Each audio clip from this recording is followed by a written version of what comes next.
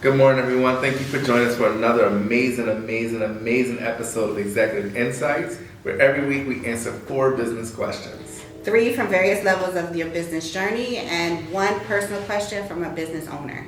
This week we will be talking about unlocking your sales superpower. Yes. Converting leads to loyal customers through strategic sales. I'll be your host, Gervais Nelson, CEO of FaceTime, as well as the founder for the FaceTime Foundation, alongside my amazing co-hosts. Hey y'all, I am Marie Rose, CEO of Rosebud Studios and founder of Rose Petals of Success, and also owner of Legacy Leaders Coaching. This week we are going to get right into it as we talk about for our aspiring entrepreneurs, those of you thinking about getting into business, maybe you're excited about business, just got some curiosity, some questions about business. This question's for you. Question 1, Marie, they asked, what's the first step an aspiring entrepreneur should take to overcome the fear of selling and start building confidence when talking about their product or service? Oh wow! So I work on building confidence with people. So I didn't even know this was the question, y'all. I'm always love to be surprised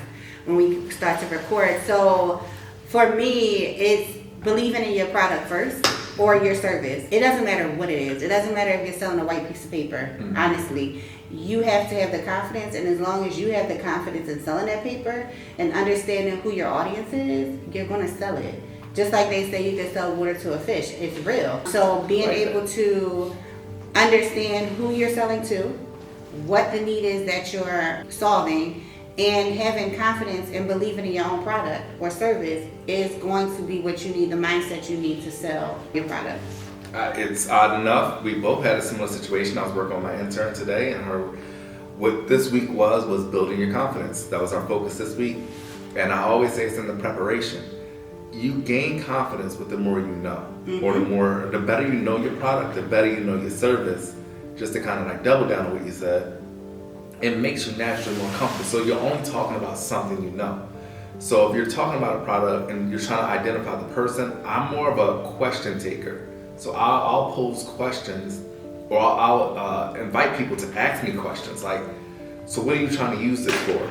And they'll be like, oh, well, I'm thinking about using it for this, I'm thinking about using it for that. And naturally, I'm just going off my information that I have about my product or my service. That's like, oh yeah, we can help you with that, and here's how we can help you. We can help you with this bead goes this way, this water does this, it won't make you thirsty, this microphone does this, it makes this. Okay, you said, you're thinking about this, so this can help you with this. Oh, this may not help you with this, but this one right here can. And naturally that gives you that confidence, because the only thing you're doing is you're just speaking on what you know. So the more you can enlighten yourself, or the more you can familiarize yourself with the product, you're naturally going to be confident. The speaking part's going to come naturally.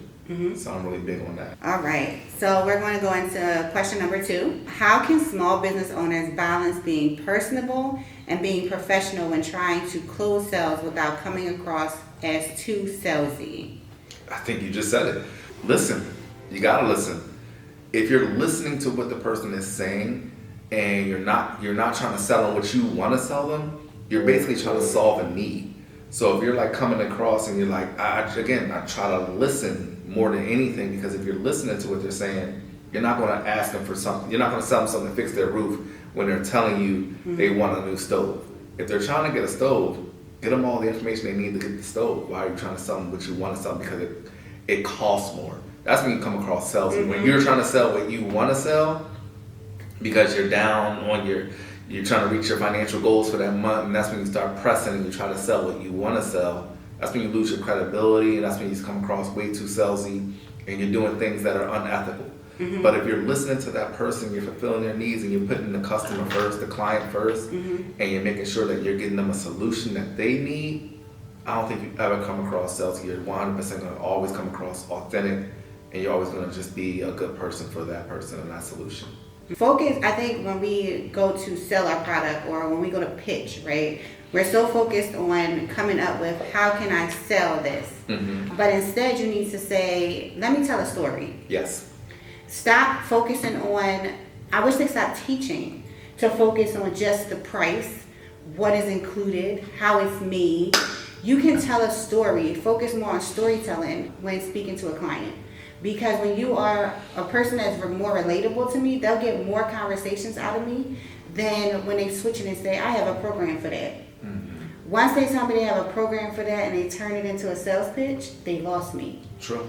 But they can sell something to me by just relating it through a story, making it relatable to me and meeting my need through a conversation. It makes it feel more genuine, and I'm more willing to hear more about it. I want the person to say, tell me more about that. Do you offer that? Where can I get this at? Tell me where I can purchase it. Rather than me saying, you can go to my website and I can sell this to you for $59.99 plus add this on for another $20. And it's like, wait. Or the person who makes the sale, but then you mess it up when you say, but this is not included. For an upgrade you can get, and then you realize how much the price is increasing. And you lose a person that way too. All right, question number 3. This is for our established business owners. When your business is growing fast, how do you maintain a personal touch with clients while delegating sales responsibilities to others? This is a tough one. I maintain my relationships by still checking in and ensuring that the customer still knows that I'm overseeing the process and that I entrusted in these individuals to ensure that they still operate out of the quality of work that I gave them previously. And a lot of times the people don't have to necessarily know every step of the behind the scenes process. And what I mean by that is I have my VA who sends out messages for me, and my customers don't always know whether it's me or not because I may step in sometimes. I feel like when you put that person out there and they start introducing themselves when they don't have to introduce themselves, right, it causes pushback.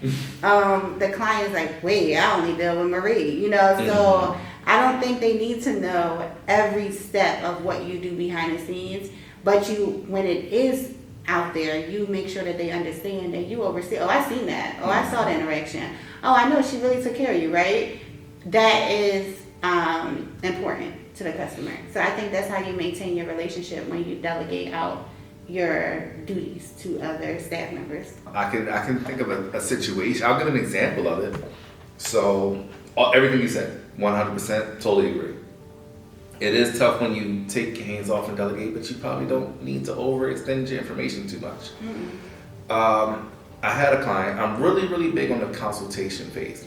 I'm really big on the relationship phase. Understanding I'm really big on the attention to detail. And what I mean by that is, I had a client who is an older woman, Miss Betty, shout out Miss Betty. She's a Delta.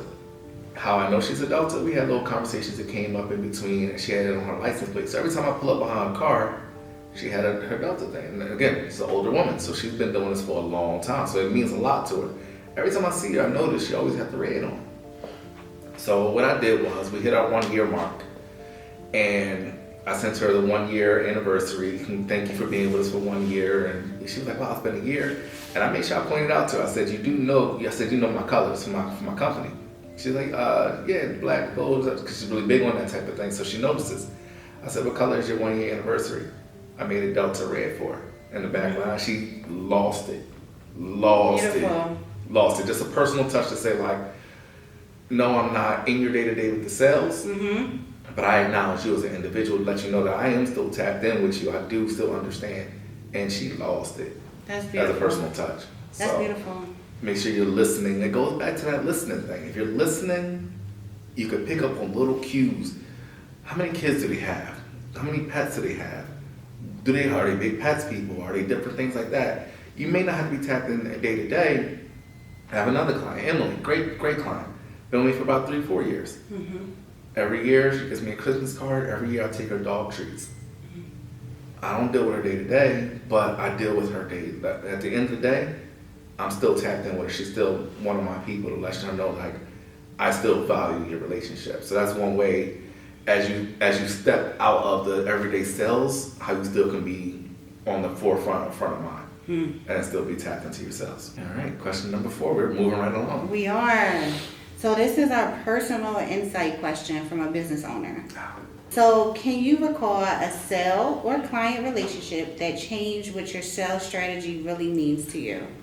Absolutely. I think this is the one that to me changed the way I look at sales completely. I used to work I started my first job at a retail store, and the store was all about the numbers, all about their money. They didn't care about nothing else. They just wanted their money. And they had different things and different metrics they wanted to hit. They wanted you to sign people up for X number of credit cards. They wanted to sell X number of accessories. Not just the product, but the accessories. And I don't like to sell like that. I always felt like how I felt earlier. Treat the person first, treat them with respect, listen to their needs, get them what they need. I'm going to date myself a little bit. This is when SLR cameras first became a thing. So I'm listening to this couple, and they were going on a family trip, first time out the country, and they bought their first SLR camera because they wanted to get the pictures. They didn't know what kind of camera they needed because this is when they first came out. It was just a new thing. And I'm telling them, like, look, you need the pictures, where you're going. I think they were going like Ireland somewhere. You need to get this lens for the up close pictures, but you're not always going to be up close, so you're going to need this big lens too to get far away. You need this memory card, because this memory card, you're going to take a lot of pictures, because it's going to be some action shots that just take like 17 shots a row, and it's going to be sometimes where you're just going to take pictures random, and you're going to do some video with it too.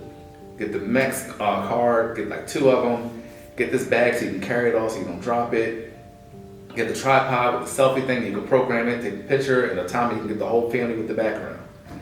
And this lady's looking at me, and I'm speeding this up, like to tell them like how I'm listening to their story, what they wanted to do, and what they told me, so I was able to offer all these things that made sense to them.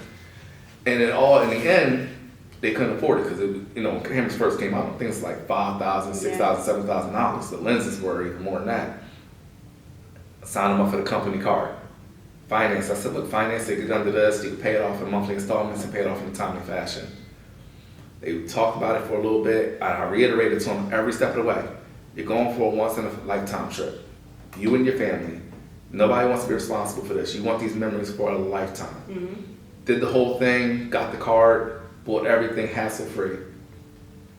Lady came back to me about a month later. She sat there. She waited for me to go on my lunch break. I was like, when do you get on lunch? She was like, they had an amazing trip. Thank you so much. And she showed me the pictures that they got, some of the best pictures I ever saw. Wow. And she thanked me for not only just for the sale, she thanked me for spending $14,000, $15,000 on cameras and accessories. That's how you know it's a good sale. And that feeling has never left my side. For me, it's a little different. For me, it's like building relationships with my tenants, because when I first started this, I was selling rooms, right? So I was selling rooms and offices to people to be able to use for their business. And at that point, it was meant for me to meet my rent. I had bills to pay. I occupied this building. I need to fill it. It wasn't until I got into my largest building and I had someone come to me and she spoke no English. And she had a backpack filled with cash. Wow. And she had somebody there translating for her. And she came here and she wanted to import coffee from her family, female-owned farm in her country. That was her goal. She was in a rooming house, and these people were getting massaged in the rooming house. I thought the whole time through this transaction, I'm like, oh, I'm going to jail. It's like something felt wrong about it, but I just kept pushing. I was able to provide her a space. I told her how much, and she was so surprised because it was real. I wasn't trying to get over on her. For sure. I just said, this is the amount of money, this is the space. And the person that was translating for her was supposed to help her, and they dropped off. So now here you go, this woman speaking to me, ready to move in, and she has no English. So I just nurtured the process instead. I'm like, okay, what do you need to do? Oh, this looks a little suspect. I don't think you should be on Craigslist anymore, and I'm just supporting her as I'm watching her, but I became so motivated by her. It's not about renting space anymore for me. It's about how I can make an impact on some of these business owners to help them grow their business, because a lot of times, sometimes we just need an opportunity. And even if the opportunity is in front of us, we don't know how to utilize that opportunity. This was the realest that we've gotten in a long time, relating it to sales. So of course, hearing this, you're probably like, oh my gosh, I have those stories too. Maybe this relates to me. But I just want to say, please schedule a one-on-one with me, myself, or Joe Bay, so that we can make sure the information that you receive is targeted specifically to your business, for you to actually be productive in whatever goal that you're setting for yourself in your business. Very true, because selling a product and selling a service are completely different. If you hear the examples that I even gave today, I was talking about selling a service and I was talking about selling a product.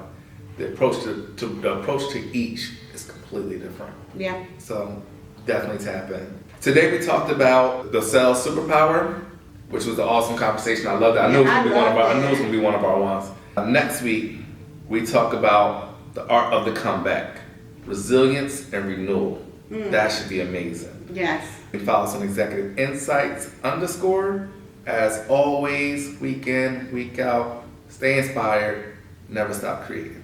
All right. See y'all.